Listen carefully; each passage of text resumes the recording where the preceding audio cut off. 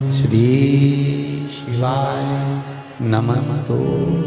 ध्यान कितनी एकादशी है? स्कंद पुराण यहां तक कहती है कि इस कथा के चरित्र को जो श्रवण कर लेता है उसको 26 एकादशी करना भी नहीं पड़ती। इस एकादशी की केवल ये कथा सुनकर ही वो तर जाता है। बहुत ध्यान से सुनना इसको, कथा तो बड़े भाव से सुन लो इसको, है? बड़े प्रेम से। इसलिए सारी एकादशियों में निर्जला एकादशी की महत्वता शास्त्र प्रमाण करता है महाराज। निर्जला एकादशी का उद्यापन जो करा जाता है, उसका उद्यापन और प्रदोष का जो उद्यापन करा जाता है, इन दोनों का क्रम लगभग एक जैसा ही। तो निर्जला पहुंची है और निर्जला ने जाकर भगवान नारायण से निवेदन करा। भगवान विष्णु ने पूछा, क्या बात है निर्जला, आज तुम खेलती हुई यहां पर आकर खड़ी हो गई, क्या हुआ क्या है? क्या तुमको गौलोक धाम में आनंद की अनुभूति नहीं हो रही जो तुम बैकुंठ में आई हो? निर्जला घूमती घूमती भगवान के सम्मुख में पहुंच गई। भगवान ने पूछ रहे हैं, बार बार पूछा, निर्जला हुआ क्या तुमको?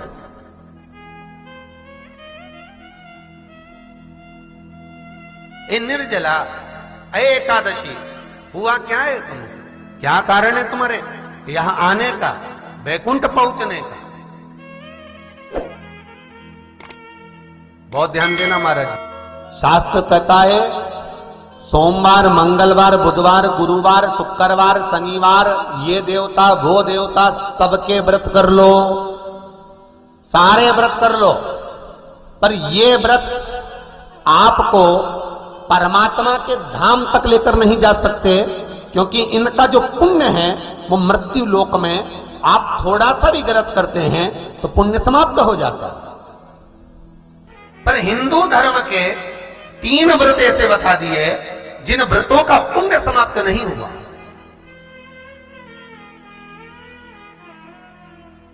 हिंदू धर्म के 3 व्रत ऐसे हो गए जिनका पुण्य समाप्त नहीं हुआ महाराज। जिनका पुण्य प्रबलता में बढ़ता गया। पहले नंबर पर एकादशी, दूसरे नंबर पर प्रदोष और तीसरे नंबर पर शिवरात्रि। एकादशी भी 26 है तो प्रदोष भी जम के बोलते जाओ 26 है। शिवरात्रि केवल 12, केवल 12, और अगर अधिक मास की पड़ जावे तो ये 13, पर अधिक की आए तो 13 है। तो यहां शास्त्र कह रहा है कि 3 व्रत हमारे यहाँ जिनका पुण्य समाप्त नहीं हुआ, जिनका पुण्य प्रबल हुआ, बड़ा। इसलिए आज भी माता एकादशी का व्रत करती है, और एकादशी का व्रत कर कर अगर कोई जीवात्मा को देते हैं, कोई मर भी गया तो उसको एकादशी का दान देते हैं। एकादशी का उसको दान दिया है। महाराज निर्जला खड़ी है, पूछा क्यों आई हो, क्या कारण? निर्जला आई तब लक्ष्मी मैया उठकर निर्जला के करीब में गई। निर्जला बहुत सरल थी निर्जला। कहते हैं कामा एकादशी सबसे लंबी है। कौन सी एकादशी? कामा। फिर मोक्षदा उससे नीची है महाराज। और निर्जला जो है बिल्कुल छोटा स्वरूप है। निर्जला का मतलब देखा जाए तो केवल 2 चोटी करी हुई है। मस्तक पर भोर लगा हुआ है निर्जला के, माथे पर बिंदी लगी हुई है निर्जला के, सुंदर गले में तुलसी की मालाएं पहनी है निर्जला, हाथ में जो हाथ फूल जैसी माताएं पहले पहनती थी, आपको ध्यान में होगा, ऐसा बड़ा फूल होता था, अंगूठियां पड़ी होती थी, हाथ में ऐसा लगा रहता है। तो निर्जला हाथ फूल भी तुलसी के धारण करी। बड़ा सुंदर स्वरूप है माता निर्जला का महाराज। छोटी है तो माता लक्ष्मी उनके पास में गई और निर्जला से जाकर पूछा, निर्जला तेरे आने का कारण क्या है, तू बता। नारायण आपसे पूछ रहे हैं कि क्यों आई हो, किस लिए आई हो, क्या है तुम्हारे आने का कारण? निर्जला ने कहा, मेरी विनती केवल इतनी सी है मां, कि मैं ये चाहती हूं कि मैं जीव के प्राण छूटने के बाद उसके प्राणों को जिस समय मैं लेकर जीवात्मा के प्राणों को परमात्मा तक भेजूं, बैकुंठ तक भेजूं, गौलोक धाम तक भेजूं, उस बीच में मुझे ले जाते समय कई नरक भी बीच में पड़ेंगे, कई स्थान ऐसे बैतरणी आदि के स्थान बीच में आएंगे तो वो स्थान में मुझे रोका ना जाना, मैं सीधे भगवान के धाम पहुंच जाऊं। ऐसी कृपा, ऐसी दया। जितनी भी माताएं एकादशी का व्रत करती, बहुत ध्यान से सुनना आज की कथा को। शायद जिंदगी में मिली ना मिली, पर यह कथा का रिश्ता तो बहुत ध्यान से सुनना। स्कंद पुराण यहां तक कहती है कि इस कथा के चरित्र को जो श्रवण कर लेता है उसको 26 एकादशी करना भी नहीं पड़ती। इस एकादशी की केवल ये कथा सुनकर ही वो तर जाता है। बहुत ध्यान से सुनना इसको, कथा को। सबसे पहला नियम एकादशी व्रत का, सबसे पहला नियम है कि आप जिस दिन व्रत करो उसके एक दिन पहले भक्ति का संचार इस हृदय में करो। भक्ति का संचार इस हृदय में कर लीजिए। जिस दिन आप व्रत करो, जैसे एकादशी का व्रत कर रहे हो तो दशमी के दिन शाम का समय जब आवे, रात्रि जब होने लगे, शाम का समय आवे और रात्रि का आप जब भोजन ग्रहण करो तो उस भोजन में कोई ऐसा पदार्थ ग्रहण मत करिए जिस पदार्थ के कारण आपकी एकादशी बिगड़ जाए। कोई बेकार भोजन में ग्रहण नहीं करना, श्रेष्ठ भोजन ग्रहण करिए दशमी। और एकादशी का दूसरा नियम बहुत ध्यान से सुनिएगा। जिस दिन आपकी एकादशी का व्रत हो उस दिन प्रयास करिएगा कि अपने हाथ से किसी भी वृक्ष की कोई पत्ती टूटे ना। अपने हाथ से किसी भी वृक्ष की, पौधे की, किसी भी वृक्ष की पत्ती अपने हाथ से ना टूटे। बहुत ध्यान दीजिएगा महाराज। एकादशी का ये दूसरा नियम है कि अपने हाथ से किसी पौधे की, किसी वृक्ष की, किसी डाली की कोई पत्ती टूटे ना, कोई पत्ती ना टूटे, इसका प्रयास करिए।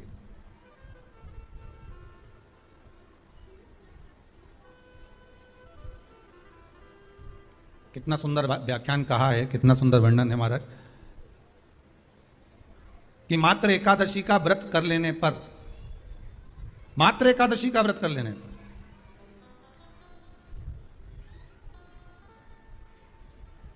जो पूर्व में किया गया हमारा पाप कर्म है, हमने किसी जीव की हत्या करी है, हमने किसी को कष्ट प्रदान करा है, हमने किसी को अपशब्द कहा है, हमने किसी को ताने दिए, हमने किसी को आड़ा टेढ़ा कहा है, हमने किसी को गालियां दे दी है, मात्र एकादशी का व्रत ही कर लेने पर ये सारे जो दोष हैं वो समाप्त हो जाते हैं।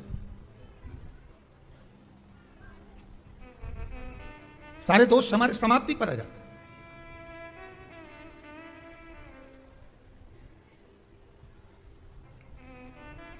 अब एक विचार करिएगा थोड़ा सा अपने मन में, अपने चित्त में, अपनी वृत्ति में एक बात उतारिएगा। एक अपने मन में एक बात को उतार कर रखिएगा कि आप अपने पाप को, अपने पाप कर्म को जिस दिन क्षीण करने वाले हो, समाप्त करने वाले हो, अपने पाप को आप जिस दिन समाप्ति पर लेकर जा रहे हो, तो उसके एक दिन पहले आपको प्रसन्नता होना चाहिए कि नहीं होना चाहिए कि कल मेरा पाप कटने वाला है, कल मेरा पाप समाप्त होने वाला है।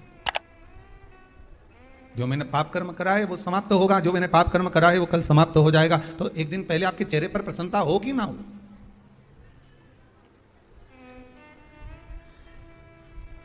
और चेहरे पर वो प्रसन्नता आपके आना चाहिए कि कल मेरा एकादशी का व्रत है, आज दशमी है, कल एकादशी का व्रत है, तो कल मेरी जब एकादशी का व्रत रहेगा तो मेरा ना जाने कितना कितना पाप, कितना असत्य, कितना कितना झूठ, कितना कितना प्रपंच वो समाप्त हो जाएगा। इसमें मुझे प्रसन्नता हो, इसमें मुझे आनंद था।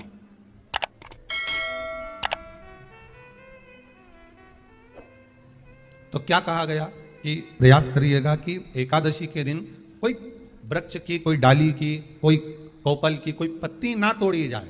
क्यों? तो कहा अगर उस पत्ती को हम तोड़ देते हैं, वृक्ष की पत्ती को या क्यारे में लगी हुई कोई डाली की पत्ती को हम तोड़ देते हैं तो एकादशी का पुण्य फल प्राप्त नहीं होता, एकादशी का कोई फल हमारे खाते में नहीं जाता, पुण्य फल प्राप्त। अब फिर भले तुम, चाहे तुमने मोरधन खाया हो, चाहे तुमने फिर चिप्स खाई हो, चाहे तुमने फिर व्रत का कितना ही सामान खा गए और तुमने सोचा कि आज मेरी एकादशी है, तो फिर उसका कोई फल प्राप्त नहीं, उसका कोई सुख प्राप्त नहीं आपको। फिर रहे हैं वो भी श्रवण करें। एकादशी के दिन बन सके एक बेलपत्र, उस बेलपत्र के मध्य भाग में बीच वाली पत्ती पर लाल चंदन और दोनों पत्तियों पर पीला चंदन, नीचे वाली दोनों पत्तियों पर पीला चंदन, बीच वाली पत्ती पर लाल चंदन और दोनों पत्तियों पर पीला चंदन। और इसी बेलपत्र के साथ में जो लाल चंदन वाला जो पत्ती है उस पर एक श्वेत पुष्प, सफेद फूल रखकर आप अपनी कामना कर कर, जब आपको जल चढ़ाते चढ़ाते 3 महीना, 4 महीना, 5 महीना, 6 महीना आपके हो जाए और बाबा देव अधिदेव महादेव को जल चढ़ाते चढ़ाते समय बीत जाए, तब बाबा से अपने दिल की बात कहने के लिए लाल चंदन, सफेद पुष्प, पीला चंदन दोनों पत्तियों पर अपने हाथ में लेकर कामना कर कर अशोक सुंदरी वाली जगह पर जब हम उसको समर्पित कर, अशोक सुंदरी वाली जगह पर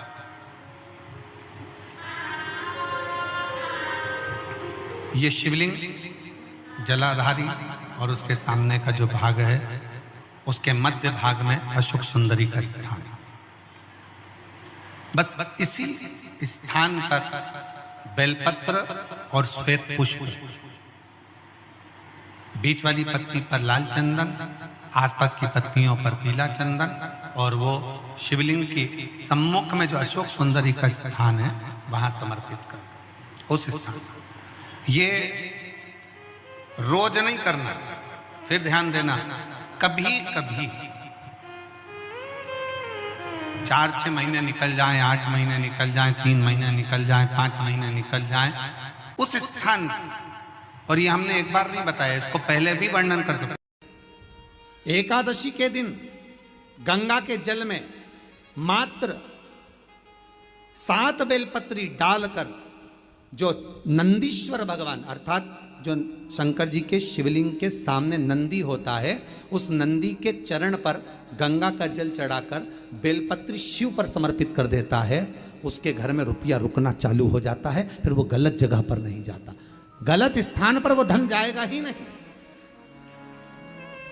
बेटा अगर व्यसन में पड़ा हुआ है, मदिरा पान में पड़ा हुआ है, मांसाहार में, जुए आदि में जा रहा है, तुम्हें लग रहा है कि मेरा बेटा गलत मार्ग पर जा रहा है, ये मित्र दोस्ती गलत हो रही है, वो सही जगह पर आ जाए तो हो रही है। 30,000 रुपये महीना, 40,000 रुपये महीना कमा कर लेकर भी आ रहा है, कमाई तो आपकी हो रही है। 30-40 हज़ार रुपये महीना आप कमा रहे हो, 50,000 रुपये महीना, 1 लाख, 2 लाख, 4 लाख रुपये आप कमा भी रहे हो, पर आया और चला गया, उसका क्या करोगे?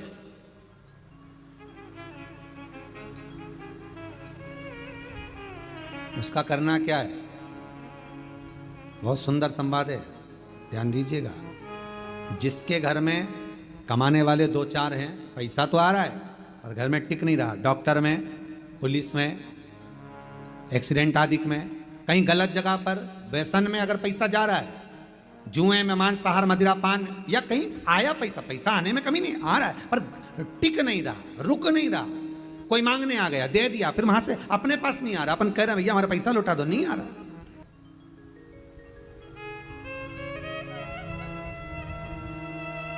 करना है एकादशी। कई लोग इसको धन के लिए भी करते हैं, संपदा के लिए, संपदा के लिए अर्थात जिसका व्यापार नहीं चलता, जिसके घर में पैसा नहीं आता, या नौकरी नहीं लग रही, या सर्विस नहीं लग रही, आप अप्लाई कर रहे हो, जगह जगह जाकर इंटरव्यू भी दे रहे हो और पैसा नहीं आता, तो उसके लिए भी प्रयास किया जाता है। पर उसके लिए यहाँ पर जो धन के लिए करते हैं, उसके लिए विष्णुपदी के लिए करते हैं। मतलब जैसे गंगा के जल में तुलसी के 11 पत्ते डाले जाते हैं। कितने पत्ते डालते हैं? 11 तुलसी के पत्ते डालते हैं, और उसको किसी भी नारायण के मंदिर में, राम कृष्ण शिव, शंकर नहीं, राम कृष्ण भगवान विष्णु, दत्त आदि जितने नारायण के मंदिर हैं, उस मंदिर में किसी भी पात्र में, एक छोटे से पात्र में उसको भरकर रखी आते हैं महाराज, उससे भी जॉब, सर्विस, नौकरी में सफलता प्राप्त हो जाती है। परंतु वो भी एकादशी को ही होता है। कुछ देर तक पात्र को रखा जाता है, फिर वही पात्र का जल किसी भी वृक्ष के नीचे डाल दिया जाता है, उससे भी नौकरी के लिए फायदा मिलता है। गंगा का जल कोई साधारण नहीं। पैसा, धन ज़्यादा आने लगे तो पत्नी को कहना चाहिए कि देखो थोड़ा बहुत मेरा मन है शिव महापुराण की कथा हो जाए, या फिर कहीं सत्कर्म में लग जाए, कहीं ब्राह्मण भोज, साधु भोज, सन्यासी भोज, गुरु जन में, संत जन में, साधु जन में, तपस्वी जन में कहीं लग जाए। ये धर्म पत्नी, जहां धर्म जुड़ा हुआ हो वो धर्म पत्नी। महाराज, कुछ तिथियां होती हैं जिन तिथियों में अगर आप रोज गंगा का जल शंकर को नहीं चढ़ा सकते तो शिव महापुराण कथा कहती है, स्कंद पुराण कहती है, विष्णु पुराण कहती है, गर्ग संहिता कहती है, गीता पुरुष गोरखपुर का कल्याण का गंगा अंक कहता है कि कुछ तिथियां भारत की भूमि पर ऐसी वर्णित है जिन तिथियों में भी गंगा का जल हम शिव को अगर एक बूंद भी समर्पित कर रहे हैं, गंगा का जल मात्र एक आधी चम्मच भी, आचमन जितना भी अगर हम शिव को समर्पित कर रहे हैं तो उसका सुख आनंदित है। जैसे पंचमी तिथि, नवमी तिथि, दशमी तिथि, एकादशी, प्रदोष, पूर्णिमा, अमावस्या, ये तिथियां हमारे यहाँ जो दी गई हैं, इन तिथियों में अगर हम गंगा का मात्र थोड़ा सा जल भी अगर जल के पात्र में डालकर गंगा जी का जल थोड़ा सा भी शिव के पास लेकर जा रहे हैं तो ये एक भाव अपने भीतर होना चाहिए कि आप केवल गंगा का जल साधारण शिव मंदिर में समर्पित नहीं कर रहे हो, आप गंगा का जल भले अपने घर से लेकर जा रहे हो और थोड़ा सा भी जल ले जाकर अगर शिव को समर्पित कर रहे हो तो तुम्हारे भीतर ये भाव होना चाहिए कि मैं गंगोत्री से जल भरकर सीधे रामेश्वर में ले जाकर गंगा के जल को समर्पित कर रही हूँ। श्रावण के महीने में या अन्य महीने में आप शिव को समर्पित कर रहे हैं, ये आपके भीतर एक भाव उत्पन्न होना चाहिए। एक बात आपको कही थी गुरु महिमा में कि घर से जब निकला करो ना तो भगवान देव अधिदेव महादेव का नाम लेकर श्री शिवाय नमस्तुभ्यम, घर से जब निकलो, कोई कार्य के लिए जा रहे हो तो आप श्री शिवाय नमस्तुभ्यम का स्मरण कर कर जाइए। आप किसी काम के लिए आगे बढ़ रहे हो, श्री शिवाय नमस्तुभ्यम का स्मरण कर कर जाइए। जिस समय आपके मुख से श्री शिवाय नमस्तुभ्यम का स्मरण हो जाए या शिवलिंग का स्पर्श हो जाए या शंकर का अनुमोदन कर कर ओम नमः शिवाय बोलकर या राम बोलकर, कृष्ण बोलकर, शिव बोलकर, आपके भीतर जो रमा हुआ है, आप राम को मानते हैं आप राम को माने, हम मना नहीं करेंगे। आप कृष्ण को माने तो कृष्ण को माने, हम मना नहीं करेंगे। आपका दिल जिससे लगे, आपका चित्त वृत्ति जिससे लगे, और उस पवित्र भूमि में ना जाने कितने साधक, कितने साधु, कितने तपस्वी, कितने संत, कितने महात्मा, कितने जोगी, कितने सन्यासी, कितने ब्राह्मण जन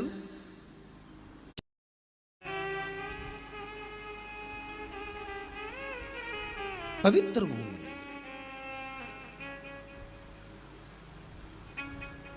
और उस पवित्र भूमि में ना जाने कितने साधक, कितने साधु, कितने तपस्वी, कितने संत, कितने महात्मा, कितने जोगी, कितने सन्यासी, कितने ब्राह्मण जन, कितने विद्वत जन इस भारत की भूमि पर भ्रमण करते रहते हैं, तप साधना करते रहते हैं, उपासना करते रहते हैं, मंत्र जाप स्मरण करते रहते हैं।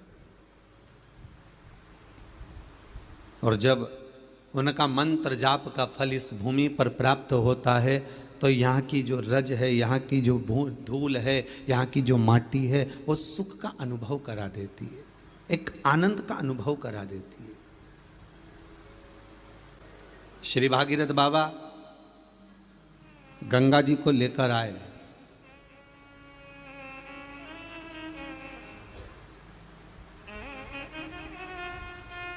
भागीरथ बाबा तो गंगा जी को लेकर आए 60,000 काकाओं के उद्धार के लिए,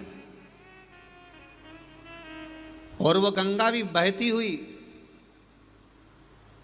गौमुख से लेकर चलते चलते चलते चलते वो गंगा भी कलकत्ता तक जब पहुंची है, गंगा सागर तक जब पहुंची है, तो उसके घाट पर, उसके तट पर, गंगा महारानी के किनारे पर जितने भक्त, जितने साधु, जितने सन्यासी, जितने साधक, जितने उपासक, जितने जीव रह रहे हैं, ये गंगा उनका कल्याण कर रही है। और जो उसकी शरणागति में जा रहा है, गंगा उसका उद्धार कर रही है। गंगा किसको संवारती है?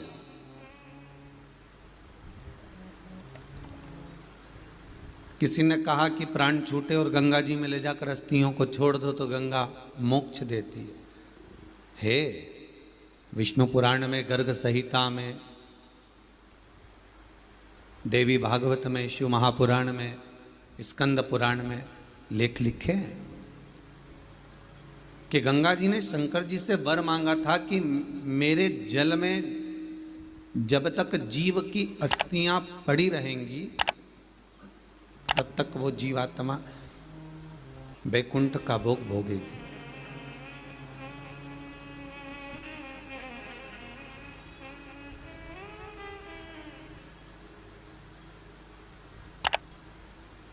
पर गंगा जी ने एक बात और कही है, शिव महापुराण में आपने श्रवण करा ना करा, पर एक बात और गंगा जी कह रही हैं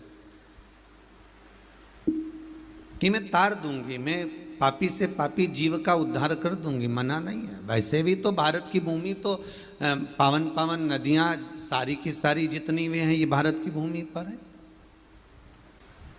ये भारत माता पर विराजमान, सारे के सारे पावन तीर्थ इस भारत की भूमि पर विराजमान है।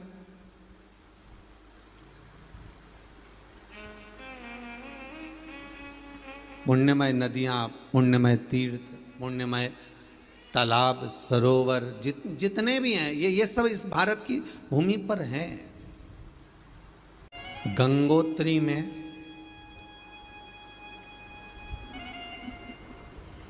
आप लोग गए होंगे, कई लोग गंगोत्री, बद्रीनाथ के जो 4 धाम हैं,